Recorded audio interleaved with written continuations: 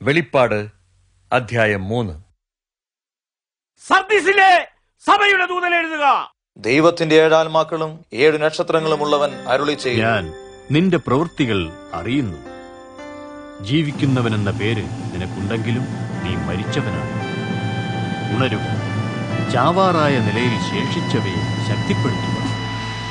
നിന്റെ പ്രവൃത്തി ദൈവത്തിന്റെ മുമ്പിൽ തികവുള്ളതായി ഞാൻ കണ്ടില്ല. അതിനാൽ നീ പ്രാപിച്ചതും കേട്ടതും എന്തെന്നോർത്തുകൊള്ളുക, അതനുസരിക്കുക, മാനസാന്തരപ്പെടുക. നീ ഉണരുന്നില്ലെങ്കിൽ ഞാൻ കള്ളനെപ്പോലെ വരും. ഞാൻ ഏതു സമയത്ത് നിന്റെ അടുക്കൽ വരുമെന്ന് നീ അറിയുകയുമില്ല. എങ്കിലും അങ്കി മലിനമാക്കാത്ത ഏതാനും പേർ സർദിസിൽ നിനക്കുണ്ട്. അവർ യോഗ്യരാകയാൽ വെള്ളവസ്ത്രം ധരിച്ച് എന്നോടുകൂടെ നടക്കും. ജയിക്കുന്നവൻ അപ്രകാരം വെള്ളവസ്ത്രം ധരിക്കും. ജീവന്റെ പുസ്തകത്തിൽ നിന്ന് അവന്റെ പേര് ഞാൻ മായ്ച്ചു കളയാതെ എന്റെ പിതാവിന്റെയും അവിടുത്തെ ദൂതന്മാരുടെയും മുമ്പാകെ അവന്റെ നാമം ഏറ്റുപറയും. ആത്മാവ് സഭകളോട് പറയുന്നത് ചെവിയുള്ളവൻ കേൾക്കട്ടെ. ഫിലദൽഫിയയിലെ സഭയുടെ ദൂതൻ എഴുതുക, വിശുദ്ധനും സത്യവാനും ദാവീദിന്റെ താക്കോലുള്ളവനും ആരും അടയ്ക്കാതെ വണ്ണം തുറക്കുന്നവനും ആരും തുറക്കാതെ വണ്ണം അടയ്ക്കുന്നവനുമായവൻ അരുളി ചെയ്യുന്നു, ഞാൻ നിന്റെ പ്രവൃത്തി അറിയുന്നു. ആർക്കും അടച്ചുകൂടാത്ത ഒരു തുറന്ന വാതിൽ ഇതാ ഞാൻ നിന്റെ മുമ്പിൽ വെച്ചിരിക്കുന്നു. നിനക്ക് ശക്തി അല്പമേ ഉള്ളൂ, എങ്കിലും നീ എന്റെ വചനം കാത്തു. എന്റെ നാമം നിഷേധിച്ചതുമില്ല. തങ്ങൾ യഹൂദരല്ലാതിരിക്കെ യഹൂദരാണെന്ന് വ്യാജം പറയുന്ന സാത്താന്റെ ആരാധകരെ ഞാൻ വരുത്തും.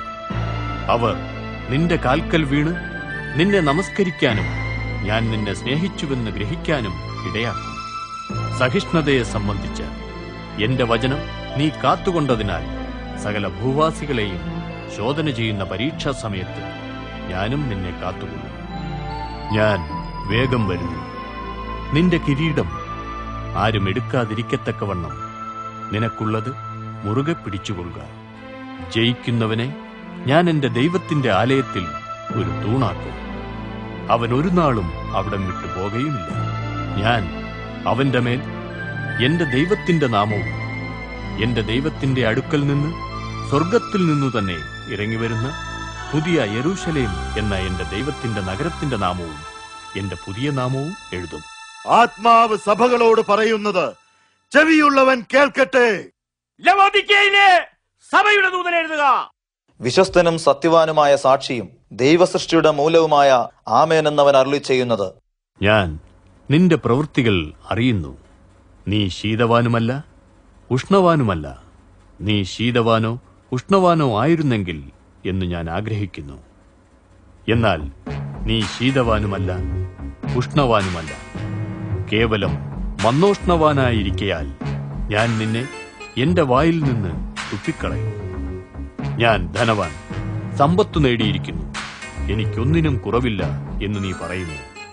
എന്നാൽ നീ നികൃഷ്ടനും ദയനീയനും ദരിദ്രനും അന്ധനും നഗ്നനുമെന്ന് അറിയുന്നില്ല. നീ ധനികനാകുവാൻ അഗ്നിയിൽ ശുദ്ധി ചെയ്ത സ്വർണവും നിന്റെ നഗ്നതയുടെ ലജ്ജ മറയ്ക്കുവാൻ വെള്ള വസ്ത്രവും നിനക്ക് കാഴ്ച ലഭിക്കേണ്ടതിന് കണ്ണിൽ പൂശേണ്ട ലേപവും എന്നോട് വിലയ്ക്ക് വാങ്ങുവാൻ ഞാൻ നിന്നെ ഉപദേശിക്കുന്നു.